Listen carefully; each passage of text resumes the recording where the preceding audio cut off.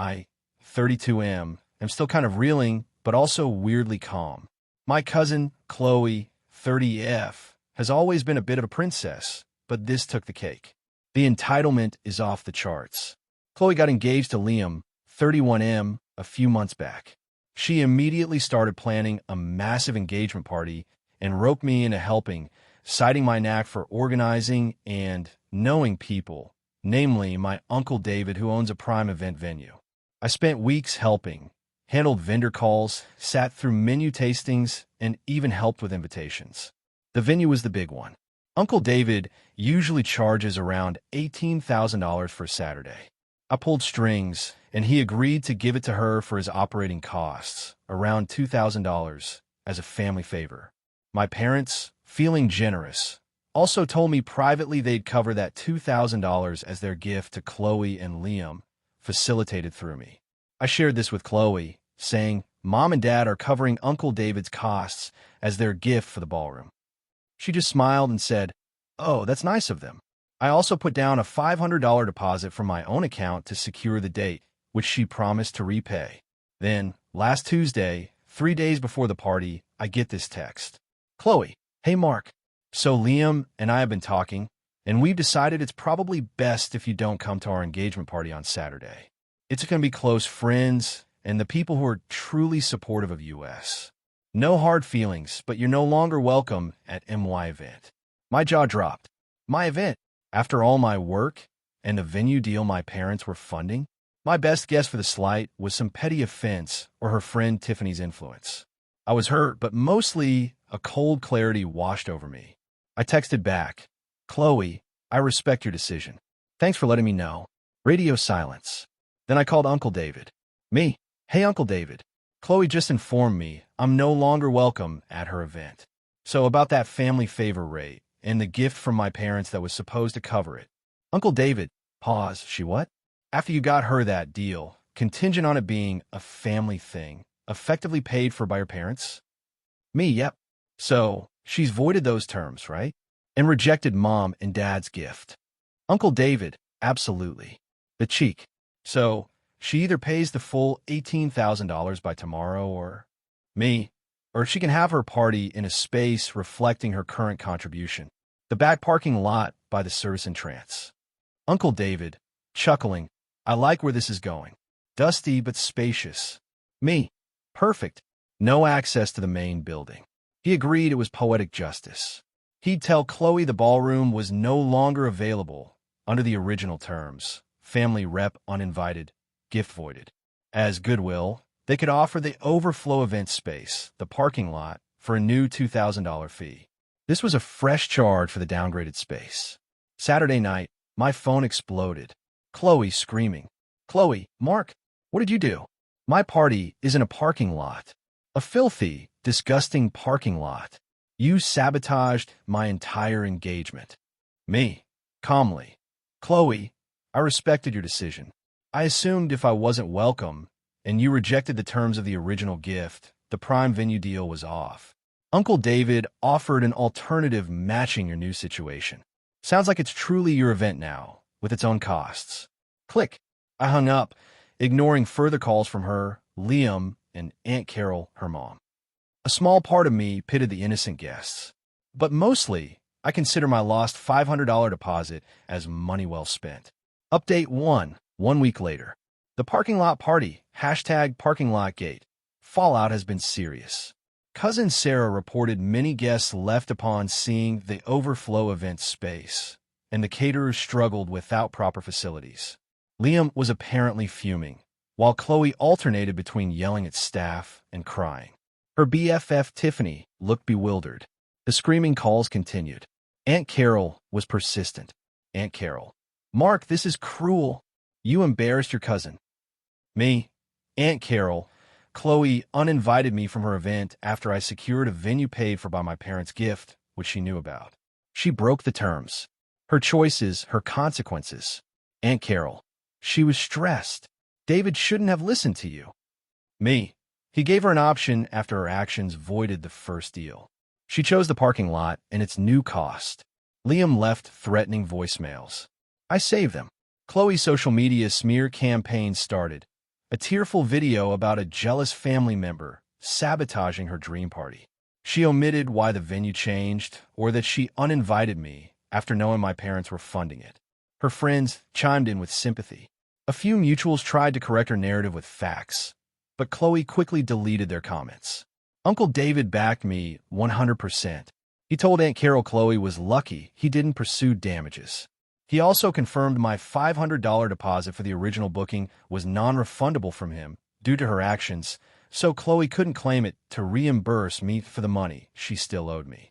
Now, Qley and Liam are demanding a free do-over from Uncle David to make up for emotional distress. Aunt Carol supports this. Uncle David just laughed and referred them to his lawyer.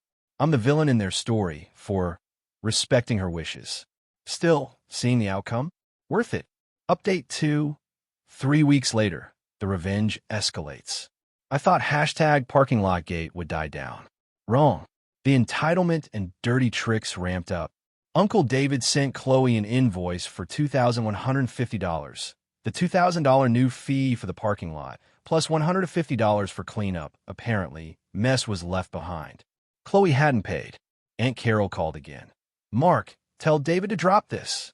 It's your fault. Pay it for her. Me? No, Aunt Carol. Her party, her bill. She uninvited me, voided the family deal and my parents' gift, then chose the alternative space with its own costs. And I'm still out my $500 deposit she owes me. Dirty trick number 1. My boss called me in. An anonymous HR complaint alleged misuse of company resources for personal family disputes and erratic, vengeful behavior. Clearly Qley or Liam. I calmly explained the basics: family dispute, venue owner's consequences, their retaliation, and assured him it was on personal time. HR found no evidence and dismissed it, but it was a low blow aimed at my job. Dirty trick number 2. The family group chat filled with passive-aggressive comments about poor Qley and how family should stick together, clearly aimed at me. I decided I wasn't just writing this out. At the next large family dinner, with Qley, Liam, Aunt Carol, and Liam's parents present, I cleared my throat.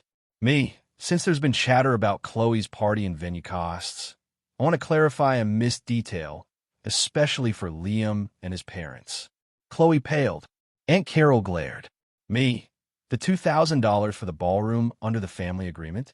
Mom and Dad, I nodded to them, had given me that money to pay for the venue as their engagement gift to Qley and Liam. Qley knew this before she decided I wasn't welcome.